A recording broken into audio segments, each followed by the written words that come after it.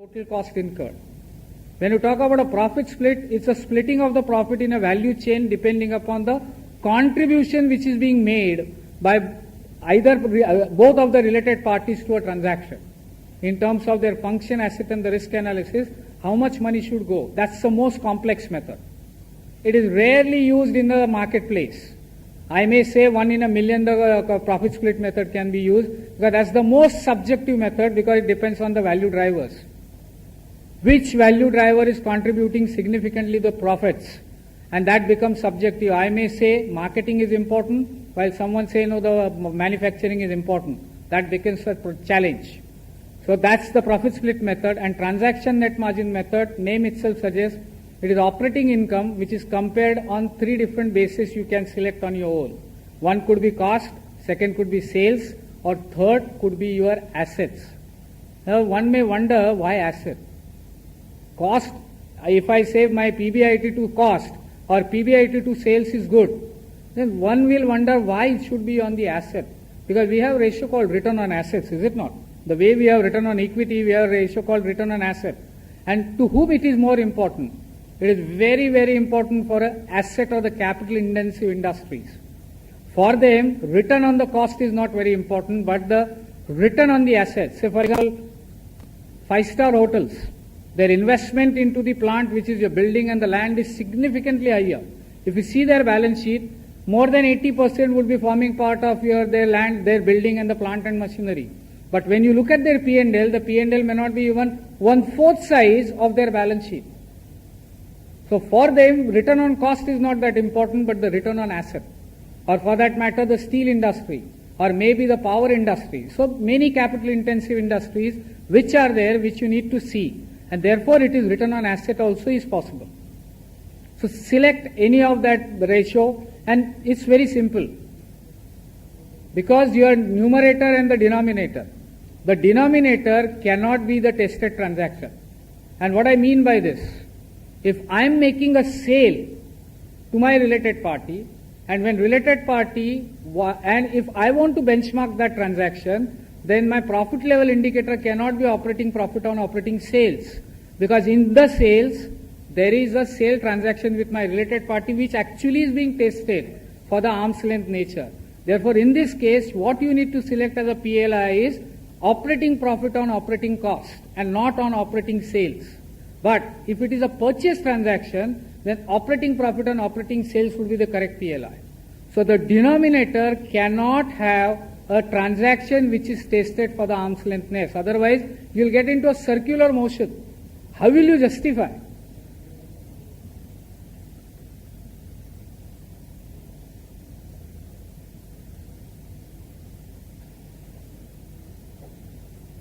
This is all what we have already discussed, some of the methods. Even same thing what we discussed in function asset and the risk analysis.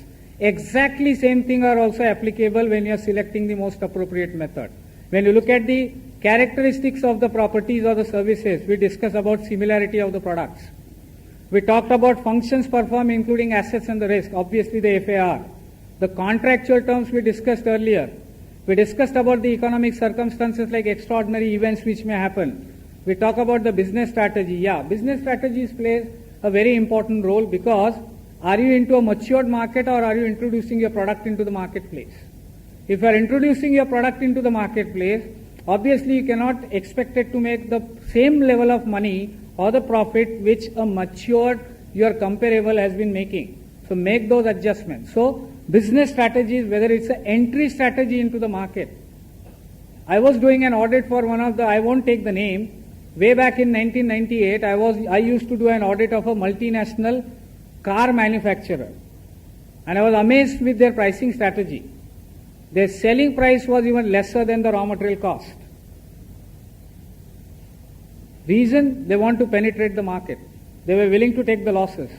Fortunately, those days there was no transfer pricing, so they got over it up to 2001. But this is the strategy what one follows. I have another client which is into confectionery market. Their selling price is 75% of their material cost. Only 75. 25% they have to play with their gross margin, which in a confectionery industry, more than 30% of your P&L is only for your advertisement and the promotion expenses. How are they going to make money? They cannot, but they are new into the marketplace. As a result of that, these are the strategies which are being used. So when you are doing your analysis, you need to know where you are, what your company is doing. Are you into the entry strategy, market penetration strategy, or are you into a matured market? Even for a mature company, there could be an entry strategy within some geographical portion of India. I am very strong in the west and the north, but I am not strong in the south. Now I need to capture the south market. I will price it lower. Understand this. Based on that only you can determine what method you can use, or if you have information about your third party comparable, that can be very handy for making those adjustments. These are very, very critical information in a transfer pricing analysis which are required for your function assess and the risk analysis, or even for choice of the method. Very critical. Because if you select the wrong method, you have a problem. Because you can't compare.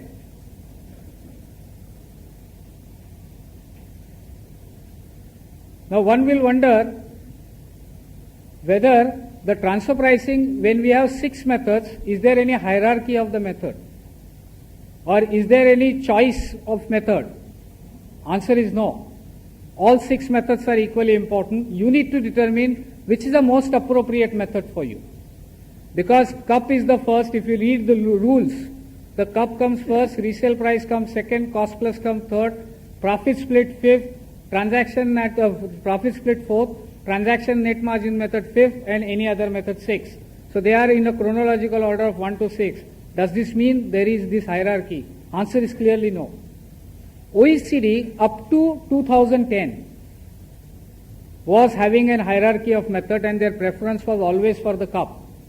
But now they have realized that such preference cannot be kept because of the paucity of information in the market.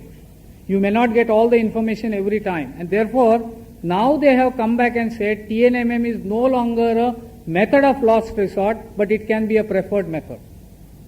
So there is no preference, there is no hierarchy. You need to select which is the best method for you. And that's what we say, that's the most appropriate method what we have in India. Out of 6, select 1, reject 5.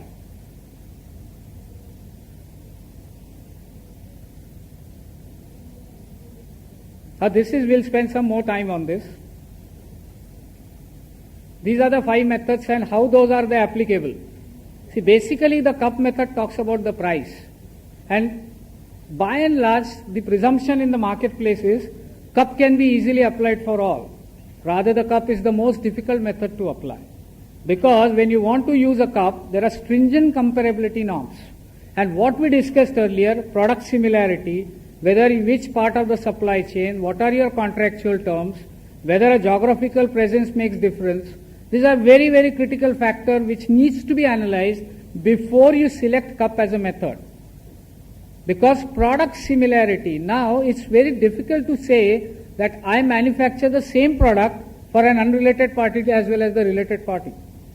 Then why I'll make a sale to the related party, I'll make a sale directly, and especially in a SDT context. In an international transaction, it is possible. I manufacture and make a sale to unrelated party in India as well as I am exporting to the related party.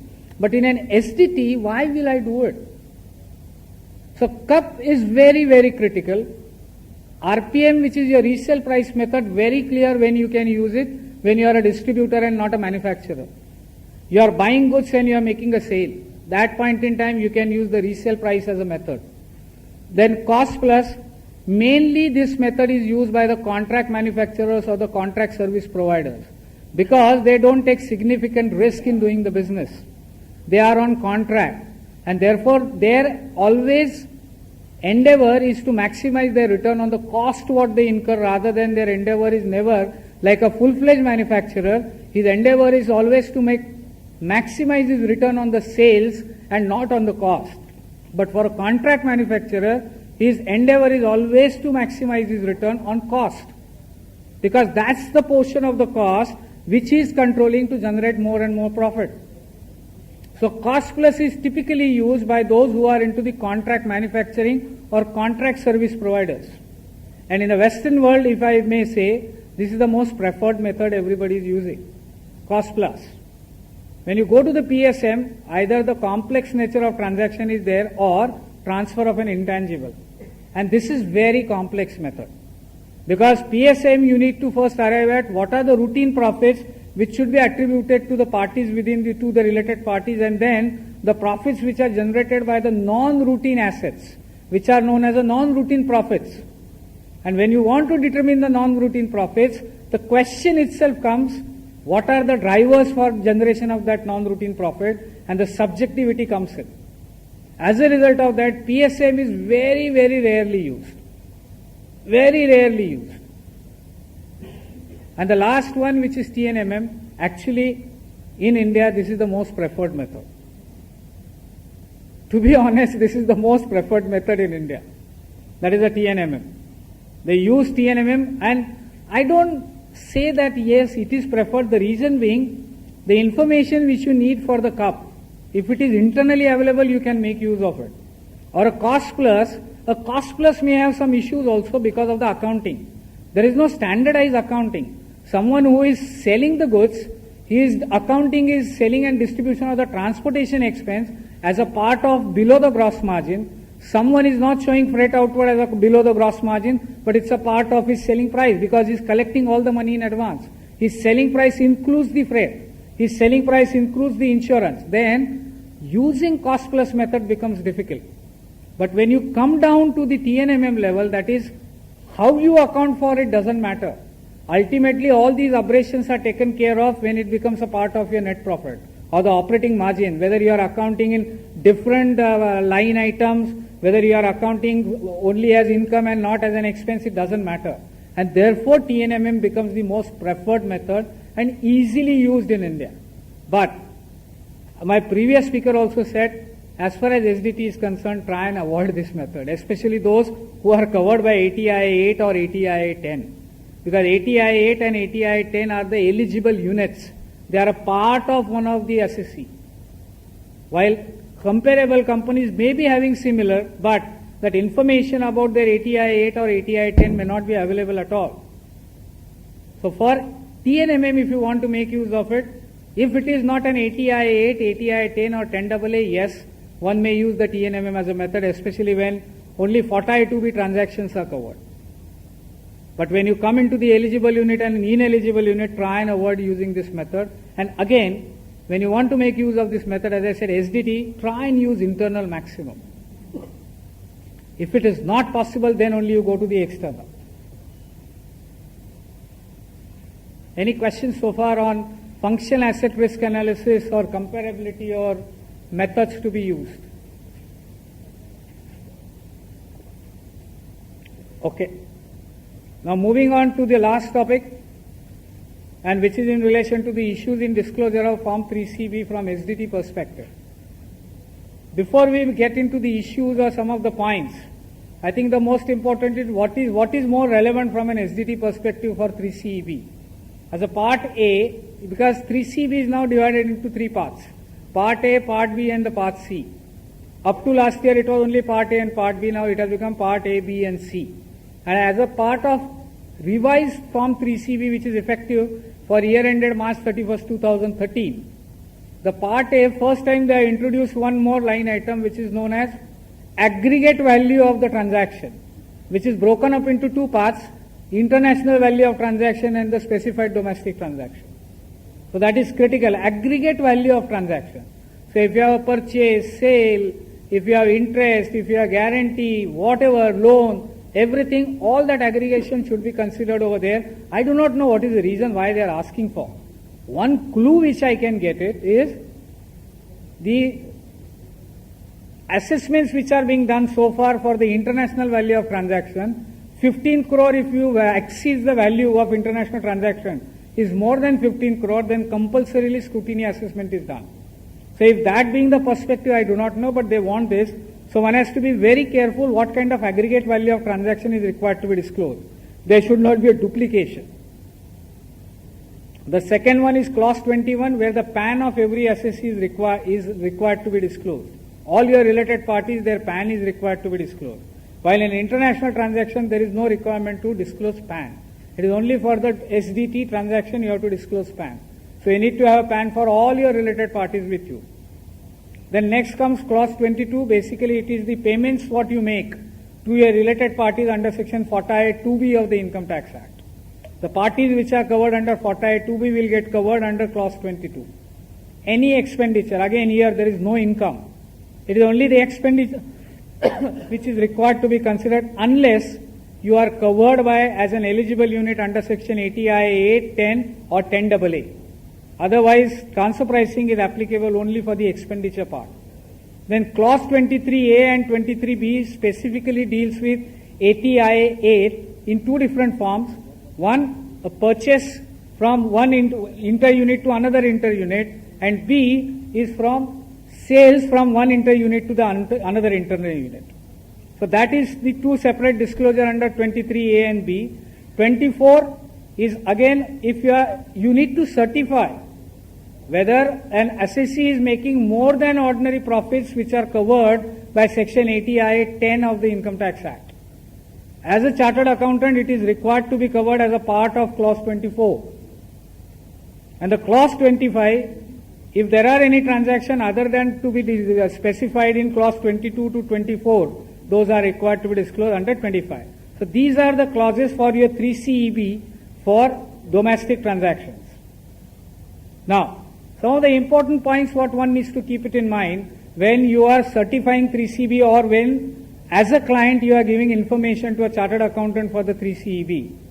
The value of the transaction which has been booked in the financial statements is only required to be disclosed. Value of transactions which are required to be disclosed. And that is important because aggregate value if you are crossing more than 5 crores of rupees. So what does it mean? If you have made a self-adjustment, will it be covered as a part of the 5 crores? My view, no. But it is required to be appropriately disclosed as a part of 3CEB because there are two columns. Value as booked in the books of account and arm's length price. So value as booked in books of account 100, arm's length price 95. That way that arm's length price will get disclosed. But for aggregation as a part of the clause 9, the value as per the books of account is only required to be considered. This is very relevant and critical to understand because clause 9 talks about value as per books of account. Then therefore that's adjustment, self-adjustment, suo motu adjustment, whatever, and that also plays some important role.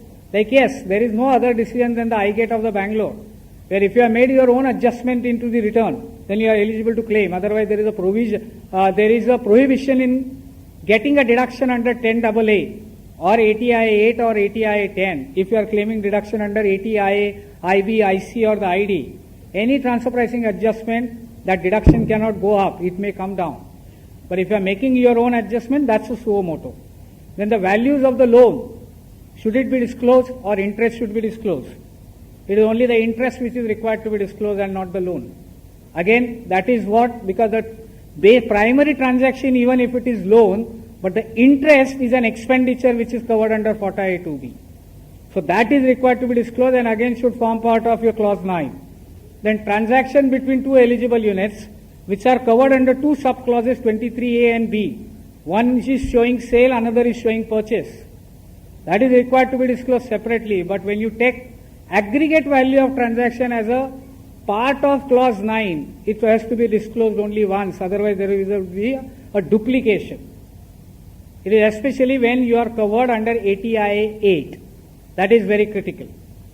Then last, the threshold limit, whether you should show it as a net basis or the gross basis. What I mean by that? VAT or the excise duty what you are paying. Whether excise duty or the VAT what you have paid or going to pay, should it form part of the SDT disclosure or not? It all depends on how you are doing your accounting. If you are doing net of taxes as an accounting, it should be disclosed net of taxes. If you are disclosing gross of tax, you should disclose gross of tax. And that's clearly brought out by the Institute guidance note also. It all depends on the method of accounting what you are following. Then identification of transactions relating to the allocation of cost among the eligible unit and non-eligible unit. Again, you need to be extremely careful on that. Difference, this is important point. there cannot be a difference between 3CD disclosure under Form 3CD, under a clause where you need to disclose FATA A2B transactions or payments made to the parties listed under FATA A2B. There cannot be a reconciliation or a difference between that and the SDT. Otherwise, we have a big problem on hand.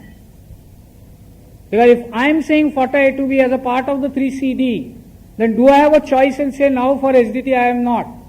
If there is a error in disclosure under 3CD for FATA A2B, which really is not a FATA A2B party, then you need to keep reconciliation, and therefore interplay between the 3CD and the 3CEB, especially for FATA A2B, is very, very critical.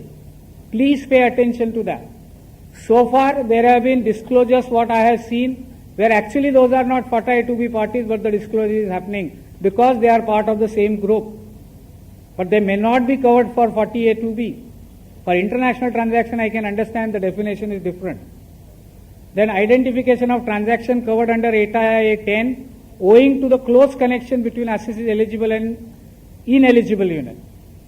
So close connection, I do not want to dwell too much on it now because the previous speaker has already spoken. But here is an onerous responsibility on a chartered accountant to certify owing to a close connection. And because the business is arranged in such a manner that it is generating more than an ordinary profit, whether it is doing that or not, that is exactly what as a chartered accountant you have to certify in 3CEB. So you need to be extremely careful to see whether you meet all the conditions which are there under 8IA 10 and then certify yes or no. Because if it is yes, then you have obvious choice but to disclose what is an ordinary profit. And these are last, if there are two auditors who signs 3CEB, now we have to upload it. How do we do it? Both cannot upload it independently. See, when you are signing, you can sign joint, ABC and the DCE. But when you are uploading into the system, how can you do it? So it is the common understanding between the two chartered accountants is required who will upload. That's important, very practical issue, but one needs to be careful about that. Any questions? Yes, please. In 3CB, that the particulars are true and correct. Now transfer pricing, you can't certify arm's length pricing. You are not supposed to certify arm's length pricing. But the wording of the audit report, yes, it should be true and fair rather than true and correct. What is your opinion? I do not know, because any certification under the Income Tax Act is never a true and a fair, it is always true and correct. But how can I certify arm's length? Exactly, that is where precisely the point is. You are not certifying whether it is at arm's length or not. What you are certifying, in the opinion of the SSC, it is at arm's length price. If you see the two clauses, one which says value as per the books of account, and second what it says, arm's length price as determined by the SSC. So job of issuing 3CB is compilation of the entire information for the benefit of the scrutiny assessment. You are not supposed to certify that this is an arm's length price. This is a misconception. No, correct. But the way the language is used in the correct, and therefore what I am saying, the information which you are providing is a true and correct. You are not saying that the arm's length price is true and correct. What you are saying, in the view of the SSC, the arm's length price is correct. Sir, you mentioned about profit level indicators, that there could be three bases: cost, sales and assets employed. Can the TPO ask that the PLI be worked out on audit basis? And what happens if one PLI is comparable and the other two PLIs are not comparable? Really speaking, this situation cannot happen in my view. Either of the three, you can use only two. Either you can use as a cost and the asset, or you can use sale and the asset. Reason being, as I said, when you are calculating the PLI, it is your numerator and the denominator. And when you calculate when you consider the denominator, the tested transaction cannot form part of the denominator. So if you are making a sale, then it has to be only on the cost. You cannot use it as a sales. So I am saying either of the three, two can be used, but you need to justify why asset is not correct. As I said, who is for whom? ROA is correct approach. where the capital intensive industry is only where their objective is to maximize their profits on assets. So what is the return on asset? But if you are a normal manufacturer or the service provider or the distributor, you may not be having that capital intensive. So even if it is shown 3, but then the PLI has to be correct. And that is the decision you need to demonstrate why I am saying the operating margin on operating cost or operating margin on operating income or operating margin on total cost, total assets. And here assets also, very importantly, fixed assets are only to be considered. Unless your industry is such where you need to have a huge fixed asset, at the same time there is a huge investment into current assets also, which may not be the case. So even if the TPO asks for 3, you need to justify which is the better one and why. So for clause number 23, A and B, if there are 8 TIA units, 8 separate units, then whether we have to aggregate all the sales and purchases for all the units or individually we have to show how we have to show that? I think, see, when you are looking at the objective of bringing in the specified domestic transaction for ATI 8 unit is basically to see whether the profits which is being calculated it has arm's length or not. So there is no tax arbitrage which is claimed by the SSC. Yes. That is the purpose. Now, when you look at that, I think you can show it as an aggregate, and by way of a note you can disclose that for unit 1 to 8, these are the values and this is the aggregate what we are disclosing. And for benchmarking purpose also? You can aggregate it together if the nature of transactions are same. Yeah, same. Okay. In a product, customized product, SSC is doing the customized product and not standardized product. Which is the best method? Say the example of furniture, steel furniture, wooden furniture. Which method is best for that? But is it into the manufacturing or is it into distribution? In the distribution. Then resale price is the only method, better method. Unless you need to go to the C, there is a difference. You can use the resale price method or the TNMM as a method. In that case, the system. I will tell you when you can use it.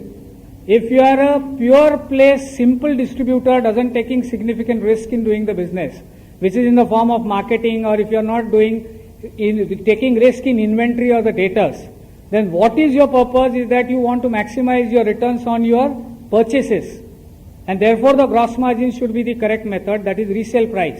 Because under resale price, what you compute is a gross margin. But if you are into the distribution, you are spreading into the market, that is your responsibility. The dealer network you need to create, you need to have advertisement and the market promotion done.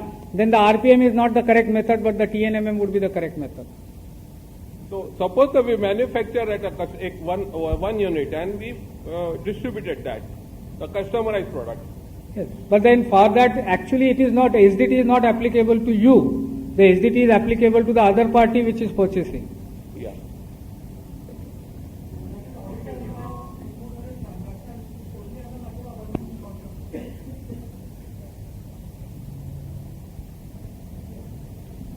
As an auditor, I want to report certain transactions only as a matter of abundant precaution. Because actually it is not, but just to save penalty, I want to report. So how do I report? Because there is no option of notes in that new form 3CB. See, in 3CB, which is a physical form, you can very well give the disclosure. But when you have to upload it into the XML, there is a problem. Because there are no notes which you can give as a part of the XML when you are uploading it. So what you can do is that when you are uploading, but as a part of your abundant precaution, you need to file the report with the TPO, saying that actually it is not applicable to me according to me, but voluntarily I am submitting the 3CB. So effectively what you are doing, you are giving an opportunity to the TPO also to verify whether really the SDT is applicable to you or not. So practical issue could be in the form of uploading the 3CB into the website, but there cannot be a problem when you are giving a physical copy of the 3CB to the TPO.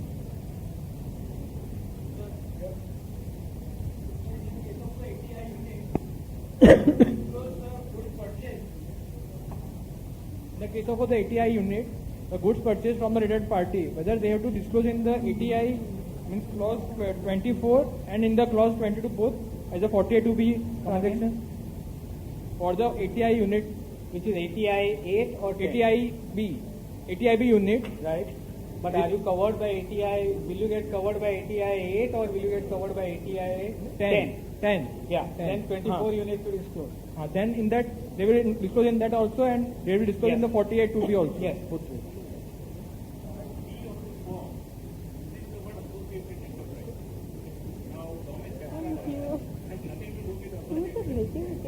If you see the 92BA, even for the domestic parties, they are saying they are associated enterprises. So it could be a misnomer, but the intention with which the SDT have been brought in, I think that more needs to be seen. And certainly if such points are there, the government will certainly amend the disclosure or the words which are being used as a part of the scheme. Can we take a meaning that the close connection is restricted to associated enterprises? I see close connection in my view is a very wider term. Very wide. Correct, I understand, but since in the form they have used the word associated enterprise. That's correct. Then But can we say that no, it no, is- no. I think we cannot take exactly by the literal meaning. In fact, they are giving you a clue. Because the wording is not there as associated enterprise, but close connection. What is an associated enterprise? Directly, indirectly, or even through subsidiary. When you are doing it, it is considered as an associated enterprise. While domestic related party definition doesn't have through intermediary. It's a direct investment what they are talking about. So close connection could be wider. In fact, if you read ATIA 10, it doesn't restrict itself only to the related party transaction, but it goes to the extent or other parties. So even other parties can get covered under ATIA 10. So it is a larger interest what one needs to see and interpret that in a very larger manner. In my view, if you are covered by ATIA 10 and if you are a part of the same group where ultimately somebody is holding directly or indirectly into the various related parties, ATIA 10 is covered. Sir, Thank you, one last Pramod. question. We'll take the questions offline subsequently tea break. We are already. Thank you, Pramod, for dealing with the topic in a lucid manner. May I request Haridas Bhatt to propose a hearty vote of thanks.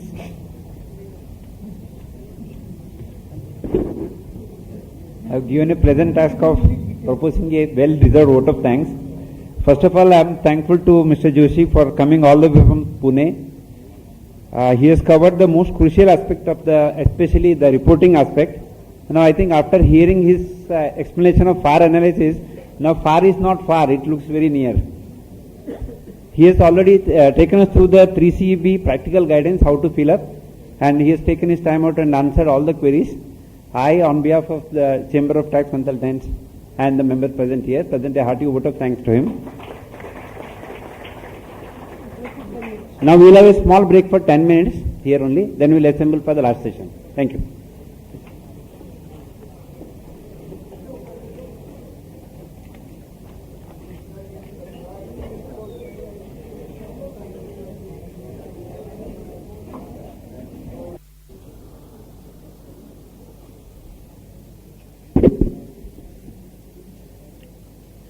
Friends, welcome to the last session. It's not a session, in fact, it's a panel discussion. We received feedback from our course structure that after having learnt the practical aspects of what is domestic TP, what are the methods, various application sections, we should have a panel discussion where whatever you have learnt, we should try to confuse you. And in view of that, we had Mr. Vispi Patel who said, I would like to confuse the audience by making several case studies. Maybe they should go home so that they should come and consult us again. I thank Mr. Vispi and our concurrent guide and advisor, Mr. Tarun Kumar Singhal, for having done a wonderful job in helping us to structure this program. Vispi especially for guiding us in structuring every session and helping us in coming out with this last session. All the 4 case studies are made by him personally, and he has circulated well in advance to all the panelists. Friends, we are more than 200 participants. People have come from various cities outside Bombay. We thank you everybody to come and give an overwhelming response to this course. Before I tell the panelist and the chairman of the panel, or you can say moderator, Mr. Vispi, I request Mr. Rajesh L. Shah to formally introduce the panel and then take it forward. Thank you.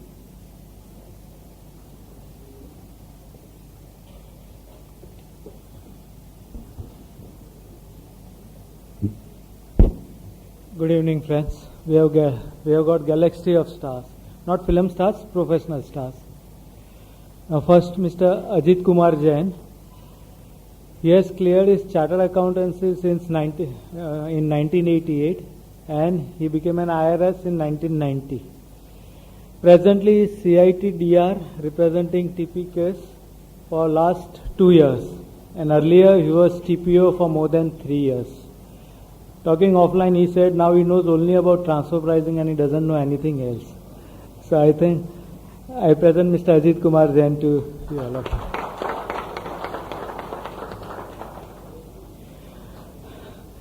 Mr. Rohan Fatehpekar.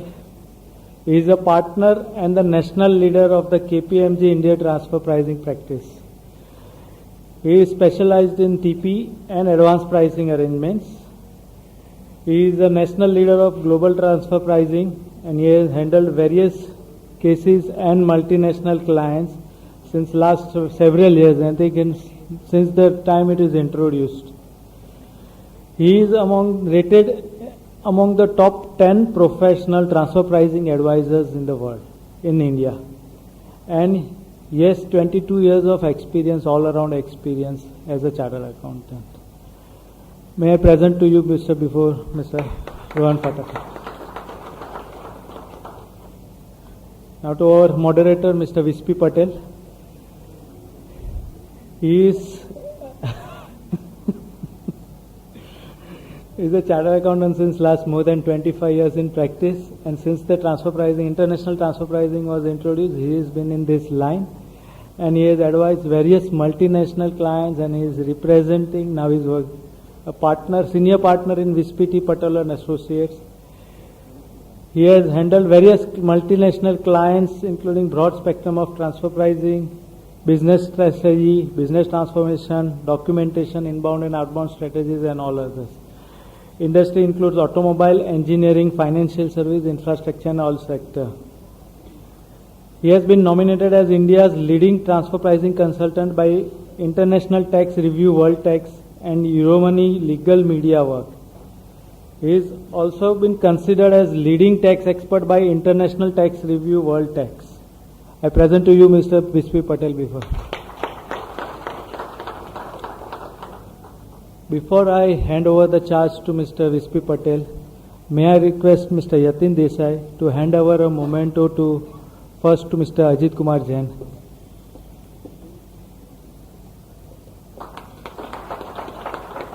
Then to Mr. Vispi Patel.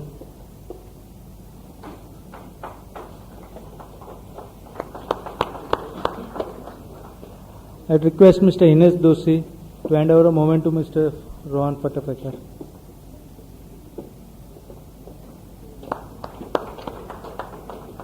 Yeah, Vispi, floor is yours.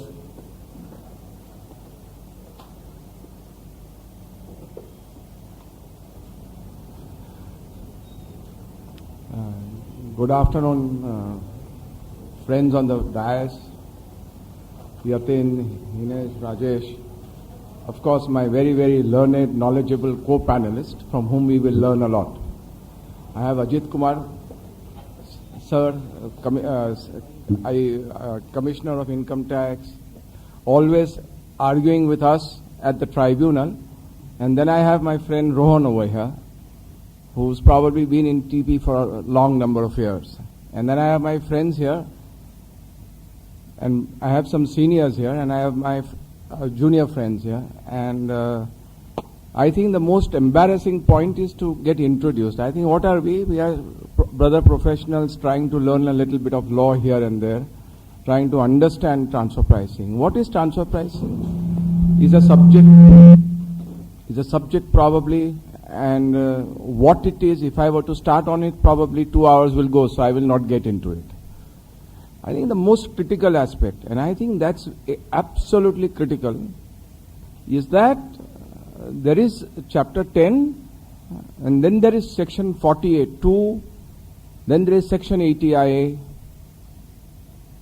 and there is the methodology that is prescribed by the law. So, today, and I mean, hats off to you, in large numbers, my friends have come, Pramod has come from Pune to educate us. Now the point is that, is there any such thing as domestic transfer pricing? I am not aware of it, so I will learn from you. So it's like this, and I think I will give the floor to Ajit very fast, Ajit Bhai very fast, or sir, whatever you want to call him.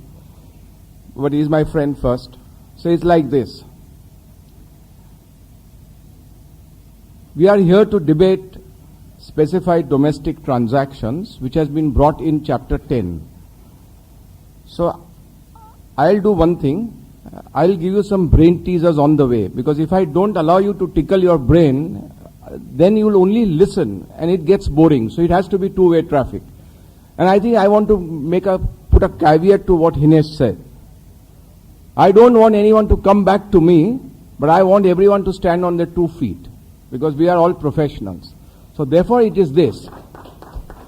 Okay, this is the trick, and this is the most important forte about this particular topic that we are over here, is that what is the purpose of chapter 10 vis-a-vis these sections?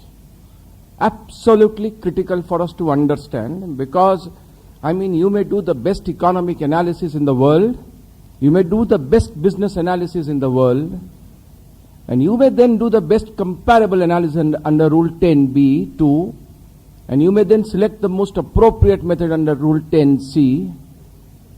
But what is that focus and the difference in international transfer pricing for international transactions and for domestic transactions is something which will be unraveled as jurisprudence settles down. So therefore, I just leave you with this thought.